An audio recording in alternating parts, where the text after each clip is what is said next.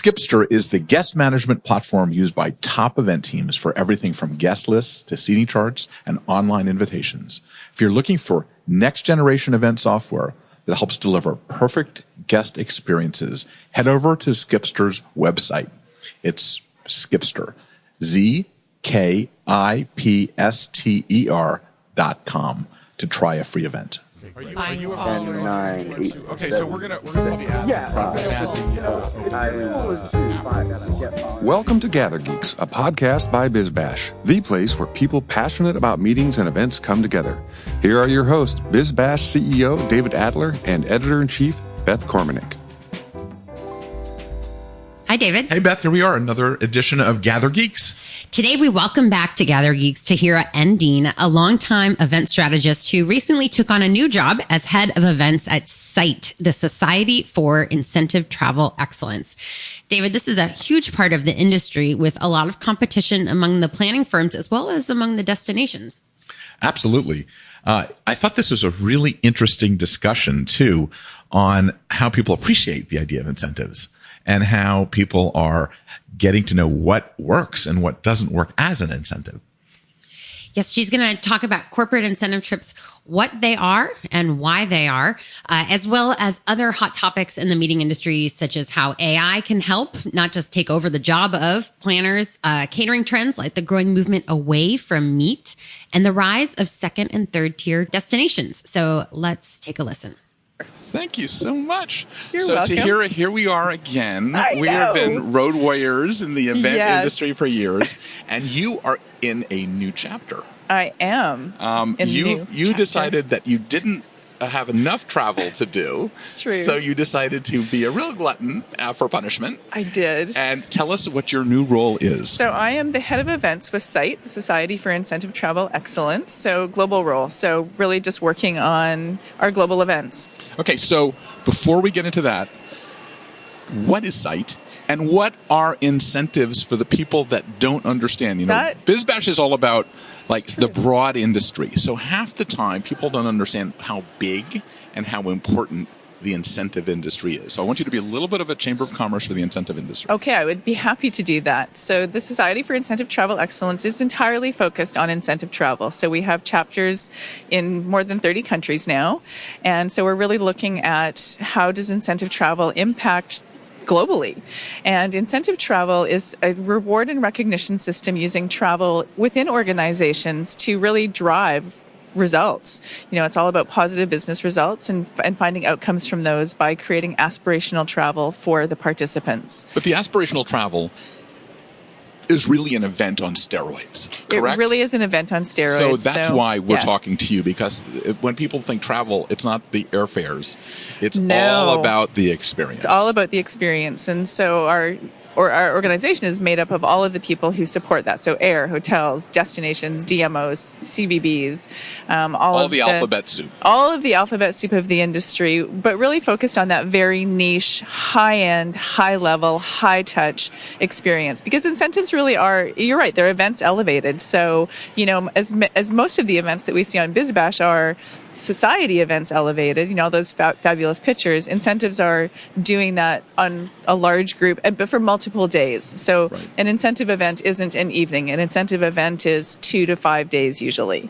And really going to anywhere that you can find an authentic, unique experience that is going to help you build loyalty and connections and help people learn and discover more about themselves. And incentives, and this, I mean, we talk about how luxury is about experiences now. Incentives are more about experiences than just money now, right? 100%. Yeah. And there's so much research that, you know, that SITE has done and that the Incentive Research Foundation has done that really shows that it's about, you know, you can get a cash reward. What happens with a cash reward?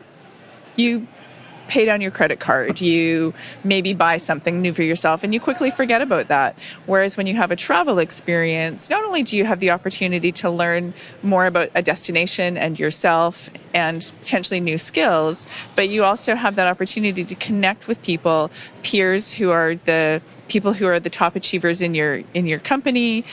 You also can talk to senior management on a level that you could never have access to them. It's kind of, they have the access that we as event organizers have with the senior management because they're usually on those trips in many cases. Yes. So give us the end customers, give us the level of the customers that are using incentive travel. So, all kinds, all sizes and all types of organizations are using incentive travel. Everybody does incentive travel. Biggest companies in the world. The biggest companies in the world. And you're using that to stimulate sales, thank yous for doing a job well done. It's an organized ritual on a regular basis that is probably one of the highest level things that an organization can do today. Absolutely. And it's quite often about sales, but it's also quite often rewarding service excellence. Because at the end of the day, you'll hear this from many people, but if you take care of the customer, you take care of your business. The people who are winning those incentives are taking care of their customers, full stop. So it really is. And it's also a great recruitment tool and a great retention tool, because if you can work at a company that has something that you can achieve that's an amazing reward program versus just a salary and regular benefits, that's more appealing than going to someone that doesn't. So tell us a story about one of the coolest incentive programs that you've seen happen in your industry. Oh my goodness, there's so many. Do you know, I want to talk about one that we just did. Okay. Which was one of the programs that we do is Incentive Summit Americas. And this is for the incentive industry. So you are drinking your own Kool-Aid. We have to. And so you are doing incentives for the incentive industry, which means when we do events for the event industry, it's a little scary. It's a little scary, Because you got to be doing it better than they can do. Yeah. So the first one, I started only there in December. So the first, we do a global conference. It was in Bangkok, and I was there, but I didn't, other people organized it. They did a fantastic job. We did Incentive Summit Americas, which is a program we've had for about 4 or 5 years now. And it's a fantastic program that goes to ski destinations. So that was really started when most of the incentive things that we were doing were really looking at more traditional sun sort of destinations. So doing winter ski programs. And we just launched one in Europe. And so that was the first one that I really had some, something to kind of, anchor onto. But what a fantastic program.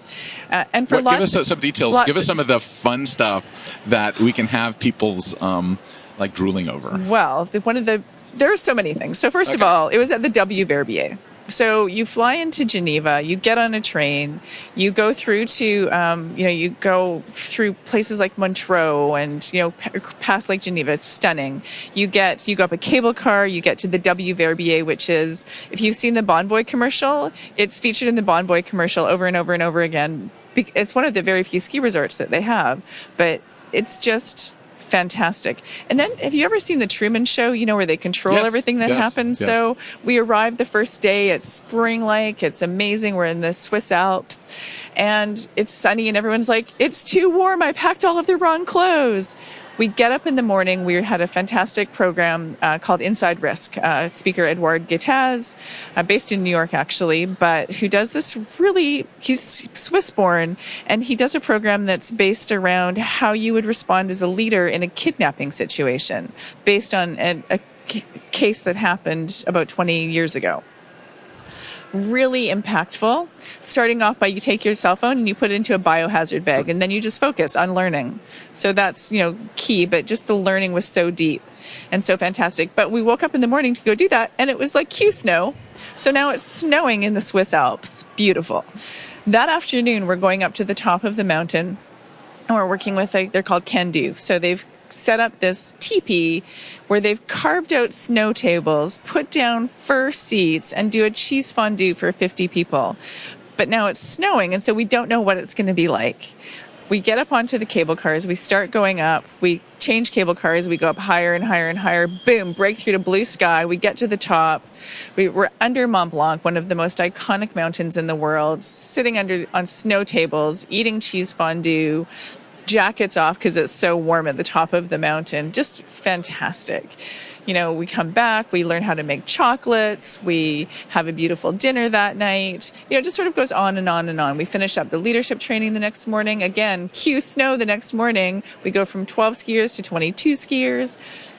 but it was also about the mix of the people. So one of the things we're really conscious of when we're creating these programs is having that the right people in the room. So not only the people who are really invested in the incentive industry and who are there to have those meaningful conversations, but not in a structured 8-minute rotation way or a set up your appointment kind of way, really in a much more organic way. And, we saw the buzz from the welcome reception all the way through to the end. And you know what we've already also seen? RFPs going to those properties. Well, of course, I mean, it seems like it's business. that when you do an event for the Insight, you're showcasing the best in the world. So you have your pick of your taste is important in terms of what you are presenting. So you truly become what I call a collaboration artist. We truly are collaboration artists. And I think of you every time that we do this because we are 100% reliant on those destinations and those partners wanting to partner with us and to showcase the very best that they have to offer and to inspire people. And that's when magic happens, right? Is when we open up people's minds to what is out there. So what have you learned? You've done all sorts of things in the event industry. We're going to get to your background in a minute. But what did you learn? What did you bring to this job that you saw when you got in there that they weren't doing because you have a broader point of view? That's a good point. So I think there's quite a number of things I think that I bring to the job. One is that, being Canadian, I think that, Canadians are generally very well traveled. And I think that, that's something that I bring to this role is that, whether having produced events for a long time, I produced events across Canada, but also globally. And so a sensibility around managing different cultures is an important part of it, and really having a respect for the different cultures that we're working within, because we have chapters in Asia, we have chapters in Europe and North America and South America, and really everywhere that you can go. Let me dig deeper into that. How do you actually practice that? How do you yes, you can say you have respect, but what does that mean? It means asking the right questions and really listening to the answers, to me, because it's whether it's how we serve food, whether it's how we greet people, how you do gifting or don't do gifting, how we develop education that's going to be the right education for, when we do our global conference, we have people who come from 40 countries. So how do we really look at education being something that can touch and be relevant for as many as possible? Looking at... So, but how do you... I'm trying to figure out, you're going to a country you don't really know about. Mm-hmm. What is your process to learn it quickly and then not rely on your own judgment in many cases? Because you don't really know. You don't always know. So what do you do? It's about having trusted partners. Yeah. So you find the people that you care about and you listen. Yeah, and we also have a global board, which helps. So both our board and our trustees come from probably 10 to 14 countries, depending on the makeup of the board at any given time. And even our own executive, so I'm Canadian, our CEO is Belgian, our marketing is Irish, and our base is Chicago. So we are already looking at things.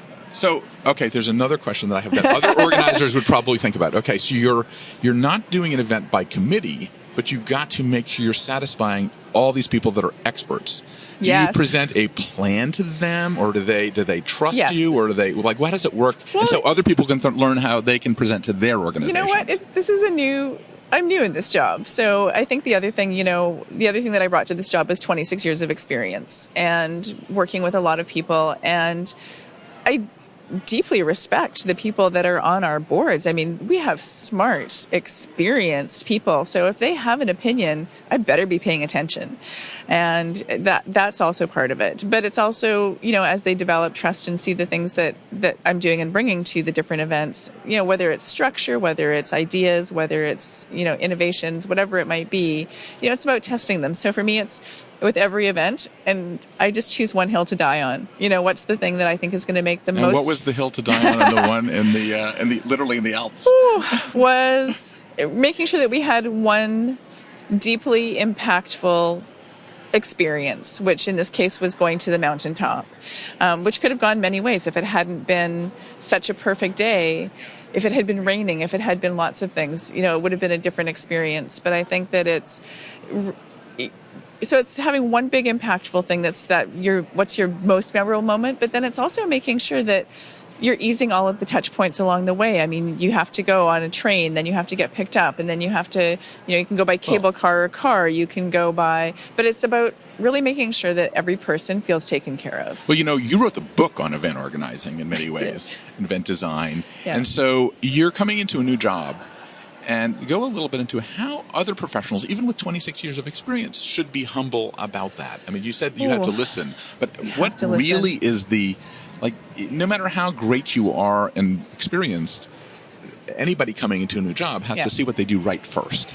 Yeah, you do. You know what? And we're spread across 9 hours of time zones. We are, it's a very hybrid kind of team. And then we have, 2 boards that I report to. So you know what? You're not unlike any association. I'm not unlike. We are not unlike any association. That's one of the reasons we're talking is that you're a microcosm of both an association job, an incentive job, and the new event experience world. Yes. The morphing of the travel industry with the experience industry. The morphing of social media in with the experience industry. And it sounds like with this mountaintop idea that you're taking the whole idea of the Instagram moments and just making it real, as opposed to the fake Instagram thing.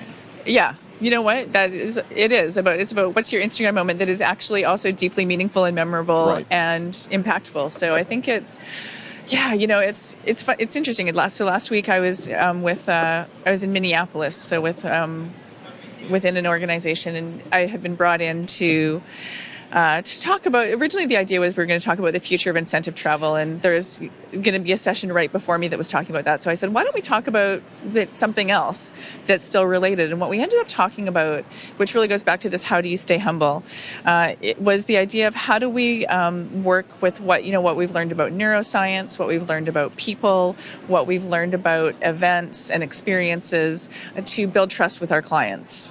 And it could be the tiniest touch point. One of the things that I learned from John Bradshaw, who does meeting science, was basically, when you go into a meeting, the first thing that we talk about is, do you want to can I get you some coffee or tea or water? And everyone says water. They default to water 99% of the time. So we put down a cold glass of water in front of them. They pick it up. They actually feel cooler towards us. So if you went into every meeting with a hot pot of tea and just poured tea for everybody, you would actually start the meeting with everybody feeling warmer towards what's happening. So a simple thing, but it's about thinking about the entire environment that you're creating. And it's about thinking about what are people going to say yes to and what are they going to say no to, so you can still give them some choices, because we all want to feel as if we have some control. And again, it's really just about listening when, we might have what we think is the greatest idea in the world, but if you don't get that sort of immediate response that is like, I also agree that that's a good idea, maybe it's not, and maybe we need to look at how we shift it. That's internally before you plan it, or that's when you're on site and you actually experience it? Not on site. You have to do it ahead of time. So how do you design? How do you go through that in front of the design process? I know you're a master of certified event designer. Yes. So it's about journey stuff. It's about journey mapping and empathy mapping, and really looking deeply at who your participants are. And one of the things we're really working on right now is how do we partner better with our sponsors. That it's not just checking a box and thank you for the money. It's really about how can we together better deliver the best participant experience. What do they have to offer? What can we, whether it's in creating an environment, whether it's creating thought leadership, whether it's the way a room or space looks and feels, what is that going to be that's going to work for everybody? So since you started getting into the empathy mapping and all the journey mapping and all that kind of stuff, what has changed in the way you plan events?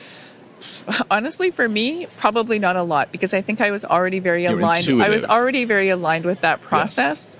Yes. But now it's given it structure, and that's so it's given it structure, and it's given, when they started that process, what they wanted was to create one common visual language for event planners, no matter where they were in the world.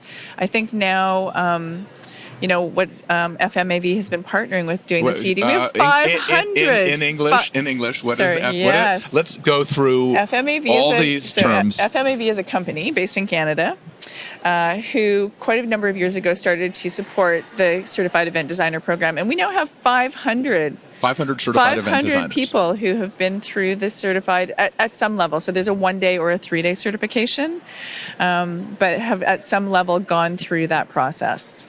And what changes in them when they do that? Is it just the structure? Well, it's the structure, but it changes based but also on an thinking event. about empathy mapping, and it's thinking about starting explain from what the empathy beginning. mapping. Right now, I have a lot of people that are traditional people whose eyes are rolling in the back of their head Right, when you it's say true. empathy mapping. So what do you really mean by that, what and defend it? So what we really mean is when you think about your event and you think about how people are entering the event. So how do they think, feel, see, hear, do? So when they are entering the event versus what do we want them to be thinking, feeling, seeing, doing, especially when they leave the event. So how are they going to somehow transform the way that they're approaching a problem, approaching a sales target, approaching a customer when they leave the event, if you're planning for an organizational event. What is the definition of empathy so that people understand what that really means? Empathy to me is really just being able to put yourself fundamentally in other people's shoes. And honestly, it's exhausting. When you do empathy mapping, you do an hour of it, you just want to lie on the floor and have a nap. What does it look like? It's really walking through. So with the Certified Event Designer program, you're walking through a 45-question facilitation book that walks you through every single step one at a time. And then give me one of the questions that's sort of like the example. Well, it's really, so if you were looking at, your media, so the media is going to attend your event. They're a massive stakeholder in our event. So what do we want them to say? What are they saying about us when they enter the event? And what do we want them saying when they leave the event? Right. So it's really fundamentally thinking, but through that lens. And because I'm not media, thinking through that lens is like you really have to take a step back from your event and think, what does BizBash look for in something? And what are those stories? And what are those touch points that are what's going to get me on the front page of BizBash? Right. So that's one of the touch points that you're trying to do in a sense. Yeah. And then you're dealing with all the other stakeholders. All the other stakeholders. And it's also about identifying your stakeholders that have sort of the most power and influence over your event, right? And that can be also part of it. And getting everyone to agree on who the stakeholders are. Building a memorable experience for your guest means planning every detail right. Skipster is the guest management platform designed to help you create the perfect experience, from impressive online invitations to seamless check-in at the door. Get started at Skipster, spelled ZKIPSTER.com, for a free test event. I mentioned about the Eyerolling. Are you finding that is an issue in terms of have to get people over the hump? That this is really important, right? Yes. And I notice, and I know that you're close with a lot of the European planners and designers. Do they take that more seriously than we do in North America? Well, certainly the ones I do, that I hang out with, do. Yeah, you're definitely with the elite of the... Well, and I think, the people who have gone through the 3-day program, I think it's about 110 now. It's still small. It's a very small number compared to, 20,000 CMPs or whatever that number is now. So it is a very small number of people where we are deeply invested in what does event design really truly feel like, because you're right, it's a little bit loose, Well, I think it's loose, but it's absolutely fundamental to how humans gather. Yeah. And making it effective. And so I'm a total believer in it. Should CMPs be taking this? Should it be part of the CMP courses in some way? Yes. Yeah. And meeting and event design is one of the domains. Yes. But it's still done it, like anything. It's done in degrees, right? So it's going to be at probably a lesser, you're at the baseline of event design when you're doing your CMP. Right. And really, it is also about, we talk about this, that we want a seat at the table, and that becomes about strategy. So how do we understand and align with strategy? And I think that and back to those collaboration artists, I had a discussion last week with a group of, he's from a DMC. Awesome. Destination management company. Those are the people who are experts on the ground, who truly deeply are embedded in their destinations and understand the nuances of a destination. Often when they're brought into that collaboration piece is so far down the road, it's almost impossible for them to actually have an impact. Yeah. We should be talking to the people who are producing events every single day in their destination if we really want to have an authentic local experience. I would say, I think that, we're talking about events, but I think that the event thinking is going to be part of the strategy of an entire company. Because this is the way now that, convening power, I think, is the new market in many cases. Well, and how I look at it, is we have our leaders of our organizations who really are, our C-suite should be the social architects of our organizations. And that organization can be a 100-person organization or a 100,000-person organization. It doesn't matter. But to get from what they're thinking, their vision, their strategy, working with all of their consultants and their C-suite team and all of their senior vice presidents, they have a strategy. They know how they want to move forward. How often do we as the event managers know what that strategy and vision is? We'll learn more about it, usually, from reading what is on an internal or external website about their messaging than we ever will from a client level, or certainly from an agency, right? So it's really, we need to all be aligned to move forward, because otherwise the event isn't going to be a success in your key stakeholders' eyes, because we haven't aligned with overall how they want to. And that's every touch point. That's how does our social event feel? How does our gala feel? How does our registration feel? What color are my pillows? My sort of sense is that companies are now going to be basically events with all the people working from home. Yes. Coming to your office is going to be an event. Yes. Of some sort. Yes. And I do believe that this, if you're able to take these empathy mapping and all these journey things and present it to your C-suite people, they will be shocked at how in touch you are with your customer. Yes. And then the idea is also then to make it, to get it down to one page. Really? Right? No one reads more than a page. Do you read more than a page, No. David? No. I know you do not. But, that's human nature, and especially now, right? I mean, we read the headline. If the headline captures us, we look at the picture. If the headline and the picture capture us, we might get to body copy. You have to keep it simple. What do you think about when you're doing an event, though? I mean, is it instead of it's kind of the same analogy. Like you go to an event and you absorb maybe one thing or something, right? I mean, is that how you think about an event too? Like when you do the empathy journey? Yes, and how I think about it too is also, we have this idea. You walk through a trade show. How many leads did you get?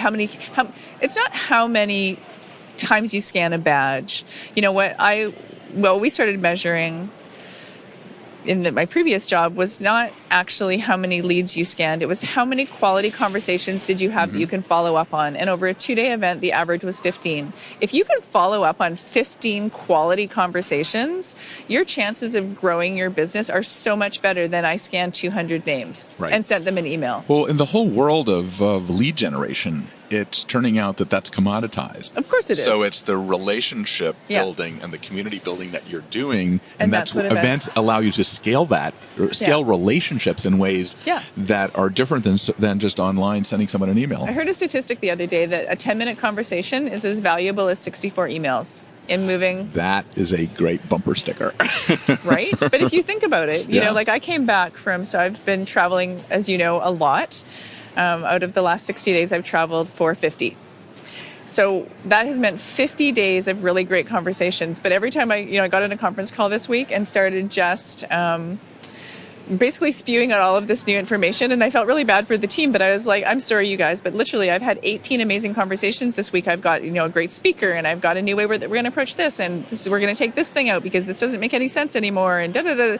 And they're all, and you can feel the people on the other end of the call being like, but, but we had meaningful conversations face to face in 10 to 15 minutes that were so much more impactful than strings of emails that are lost in your, so that's why we do events. We do events because we can actually change the world with face-to-face conversations. Absolutely. And it's not necessarily on the main stage.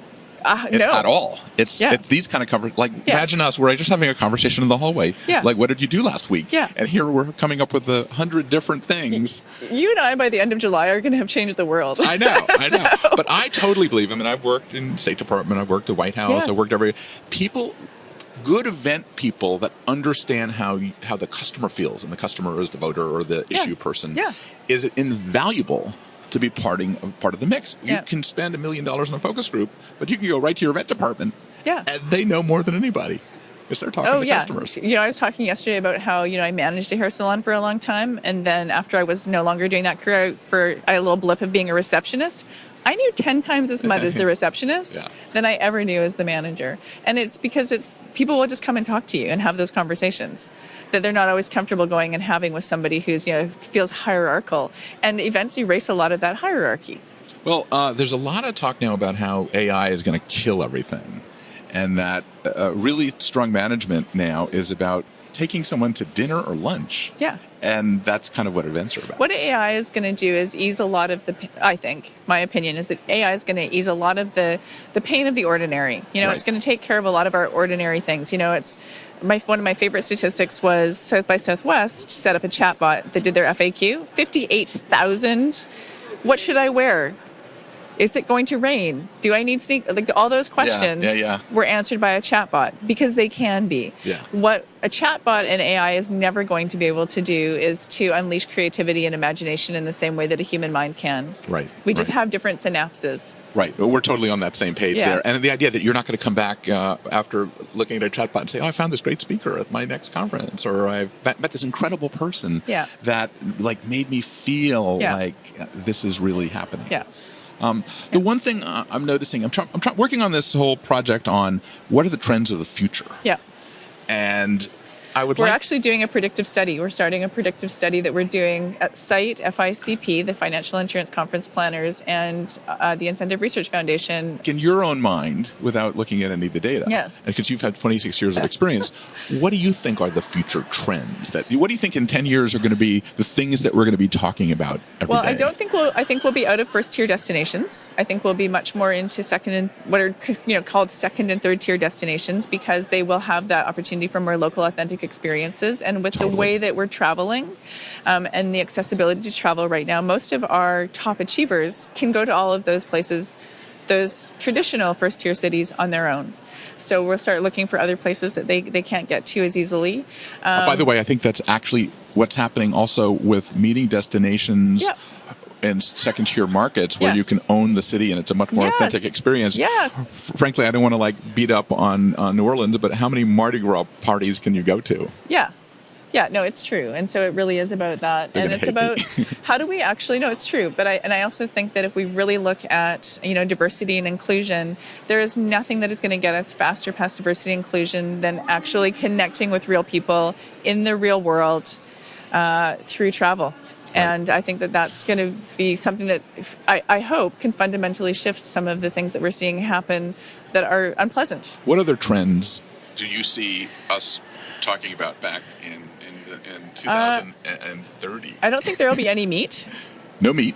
Interesting. I think it'll be very limited. I think it's going to go to that third plate philosophy that Dan Barber has. Yeah. We're already seeing that with every restaurant now has a Beyond Meat alternative. Yeah. So I'll be surprised if we'll be like, how is that chicken? You're like, the what? Yeah. And I think that it's... I think here's one that I think, and see if you react. No lines.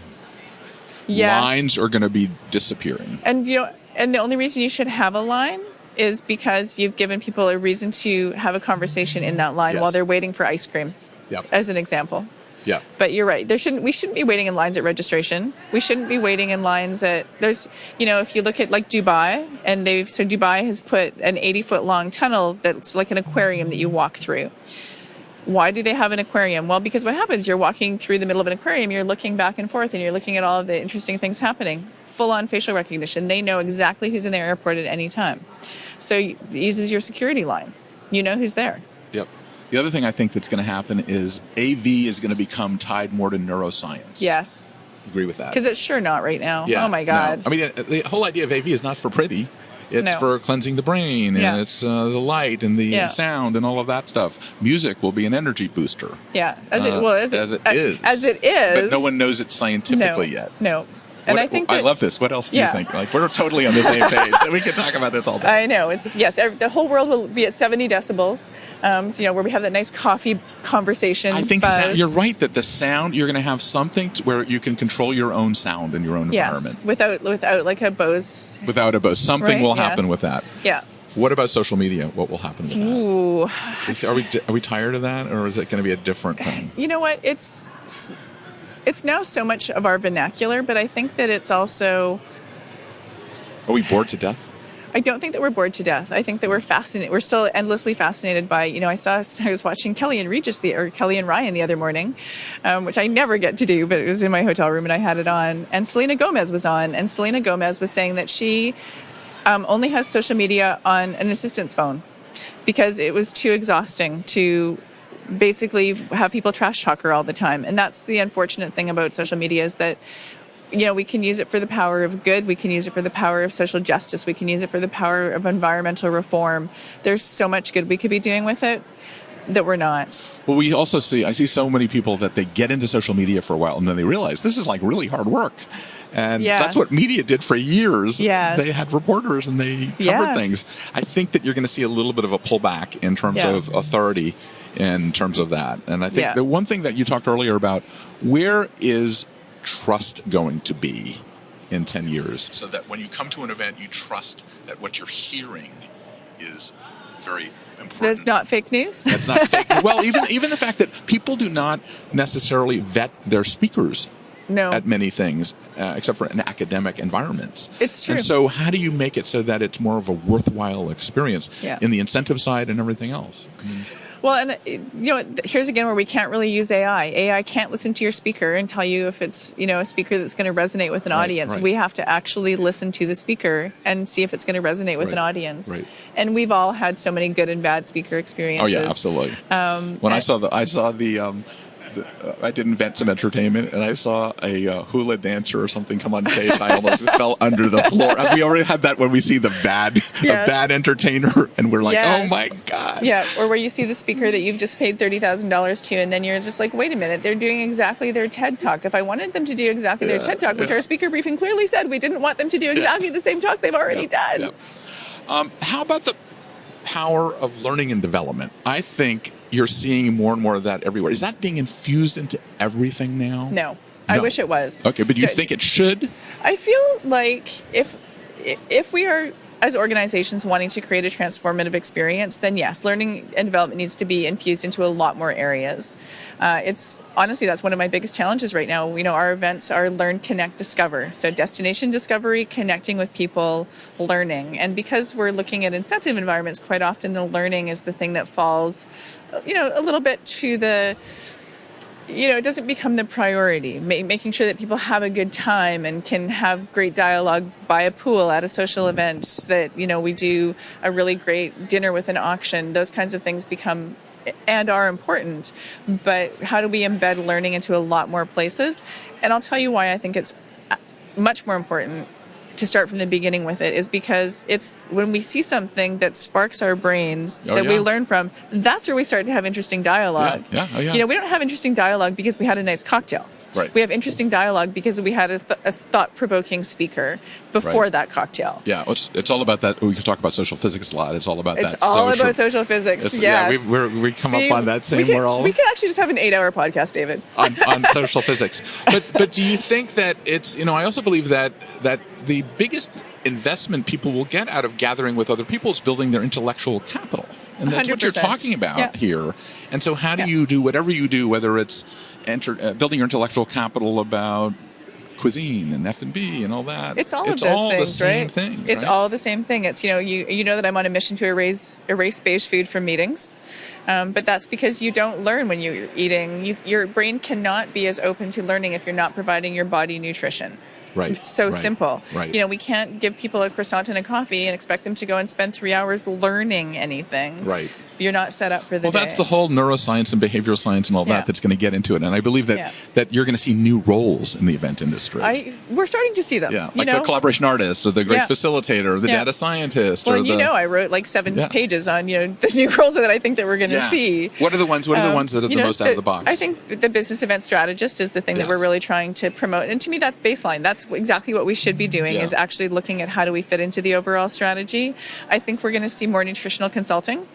We're starting to see it in some places, but I think we're going to start to see it on every event, hopefully. And I think we're going to also start to see a lot, we kind of were there was definitely a lot of learning and performance design being done. A lot of that, unfortunately, right now, it feels like, oh, that's not as sexy. Well, I don't know when. It doesn't need to be sexy. It just needs to be a baseline, but how do we again, go back to this fundamentals of creating great learning environments and different kinds of and catering to different types of learning styles. And I think that we sometimes get so caught up in the web of, let's do a picha kucha, let's do a blah, blah, blah, whatever, not to, Picha Kucha is awesome and it has its place, but doing an entire conference over 3 days in that would not make any sense. So too much, for your brain to actually... So it's sort of like, how do you do it? It's like, how do you balance? How do you balance? And I also believe that one of the trends of the future is going to be a lot more smarter templates that you can follow. That you can read your book and it'll tell you how to do it, and you should actually do it the way you should actually do it. Yeah, I mean, and rather than starting from scratch. And the idea of being more professional in this business too is also critical, because we're wasting people's time if we're not. I mean, we have 2,500 people here in Toronto at this MPI. It better be pretty good. Or else you're not going to get anybody to come back. And one of the tenets they put in, so I'm moderating a session on incentive trends on Tuesday morning. Which is why one of the reasons 8 you're a.m. here. Yeah. So, yes. But one of the things that is that they've mandated that every speaker in every session has to put in a reflection moment every 10 minutes. If you have an hour session, you have 5 reflection moments. So, and because what does that look like? So what that looks like is so the way that our brains actually fundamentally learn is you can absorb up to 11 minutes at a maximum of information before you need to give your brain a little break, for your brain to think about how you could apply it, to reflect on it, to have a conversation about it. So it can be a quiet moment with yourself. It can be a little short conversation with somebody else. But how do you reflect and absorb? And then you go back into the session. So you actually, what happens is that you then will actually, it's around recency and forgetting curve. So you'll remember the most recent information, but you'll forget information very quickly if you don't take time to reflect and apply. Right. So it's interesting, though, that I also see one of the biggest trends of the future that will be is the information transfer of what you learn, and how do you get it back? How do you make it relevant? And how do you get it back to your other stakeholders in your office? Because not everyone is going to the event. Yes. Because you forget everything the minute you leave. You do. That's the forgetting curve. And so talk about the forgetting curve. How do you solve that? So there's what's lots of different ways. What's the Tahira method? Well, one is note taking. So actually taking notes. So there's a lot of now second screen technologies where you can send notes back to yourself. So you can take notes in your session and email it to yourself or to your team. I use Slack and I send it to. I do that. So that's part of it, and you can do some follow on. When you get back into your office on that. It's also about understanding when you leave, what are your takeaways and how will you apply them. So actually taking 3 minutes at the end of a session, how will I apply these takeaways? And not taking that. That's probably the most valuable thing you can do as a presenter, is to summarize the content and get people to write down their actionable takeaways. Right. And to do it in a way that people actually want to do something with it. It's funny. This session when I was in Minneapolis this week, a woman who's very senior in the organization wasn't in the session, but she was outside of the session. And so she was asking her team as they came out, how was it? How was it? And she found me later. She said, I just want to tell you, she said, I don't know what you talked about in there. She said, but everyone was like, it was amazing. She said, and then someone told me they took 2 pages of notes. She says, my team doesn't take notes, and that's what, as a presenter, what I want is to inspire people to take usable notes. Yes. And different speakers are going to have different, there's going to be different things you're going to do at different times. Sometimes you want to inspire that. Sometimes you just want to inspire people to live, let's call it a better life. We had a great speaker at an event last week in Mexico, Jerome Wade, who talked about burnout. But not only did he talk about burnout, while you were sitting in his session, you went on and you did a survey that showed you if you were green, yellow, or red on the burnout scale, where you were getting to. And then you have follow-on tools that would be emailed to you. So it's to how to help you kind of get through that, right? So it's not just about inspiring people, it's about inspiring people and then giving them some tactics to do something about it. So one of the things that I've been promoting a little bit is the idea of at events having an event synthesizer that is on the stage and the side of the stage, and he has the ability to call out anything and say it's bullshit or BS or can you clarify this? And they take notes, and by the time you get to back to your office, there is a summary of the 10 points that you should know. I'm from giving this you a high five for that. You like that? That's an event awesome. synthesizer. That's a new job. That's a new job. Yeah. I'm going to add it into edition 2. Okay.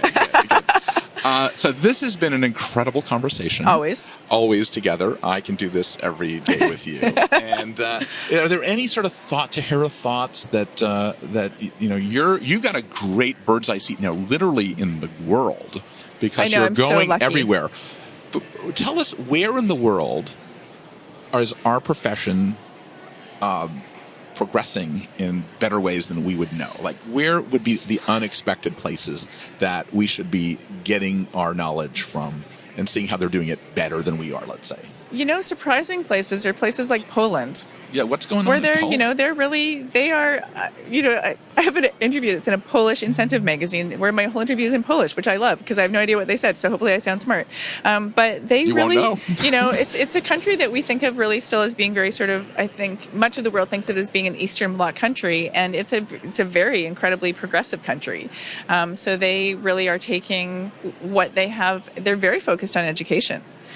So they're doing some really, really interesting things. I will introduce you to, there's a young man walking the floor here that is one of the people quite instrumental in the College of Extraordinary Experiences. I bet. I did a podcast with them. Oh, did you? Okay, yes, good. They're great. Yeah, they're great. I love that. Yeah. So I just ran into Andrew upstairs, which is really fun. I love him, yeah. But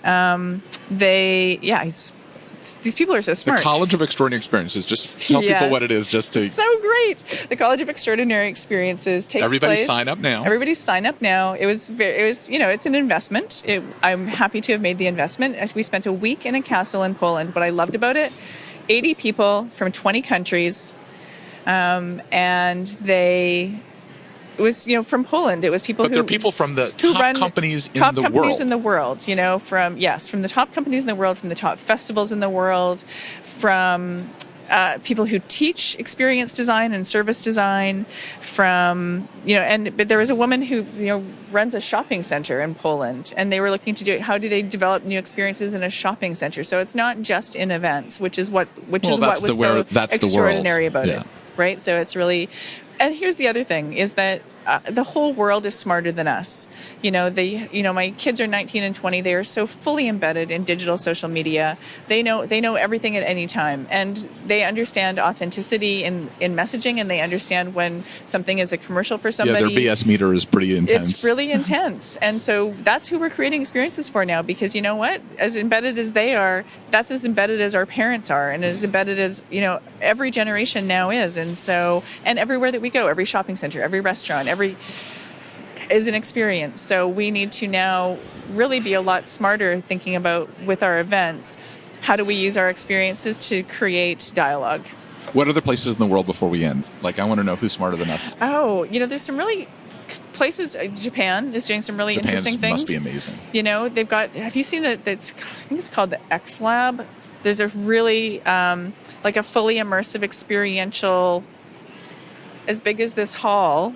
We're in a big hall. Interactive. We're in a giant hall right now, but an interactive where you will go and you'll be batting bubbles around, but you're touching the bubbles and then they're changing and they turn into butterflies and they do, using technology for an experience, it's next level, so there's some things like that. Is it technology as an experience, or technology will make it possible that you don't even know it's technology? That's exactly what they're doing there. It's already happening. I think that, some companies like 2-Bit Circus are doing some really interesting things. Yeah, just to really, just different ways of thinking, right? Well, they're in LA and Japan and New York and Hong Kong. They're moving around the world. Yeah, and then I think that there's some really interesting things coming out of South America where they're really using tourism as an economic driver, and group events as an economic driver, and fundamentally changing the economies of their country from drugs and guns to a better way for their people tourism. For their people to live. You brought up a point.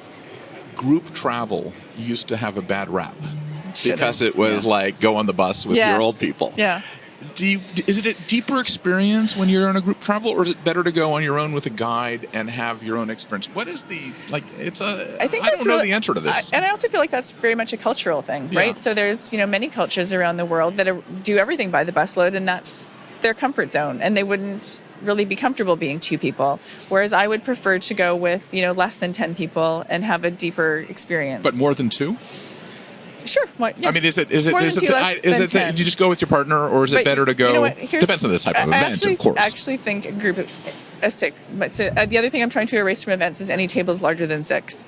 Because Tina Brown talks about that too, that you don't really have a good conversation if you have more than 6 unless it's people really, at a table. unless it's like the 16-person facilitated Jefferson dialogue kind of conversation. Yeah. 6 is 6 or less is a better number, and so that's and you know what, I've done it a couple times now. It's really working. Yep, that's great. So it's fun to see. Okay, well, we can talk all day. We've got to go. So we got to go. You've got other people to talk to. Thank you so much. Thank you This so is much. fantastic, Always. and I look forward to seeing you soon. I'll see you soon. Bye-bye.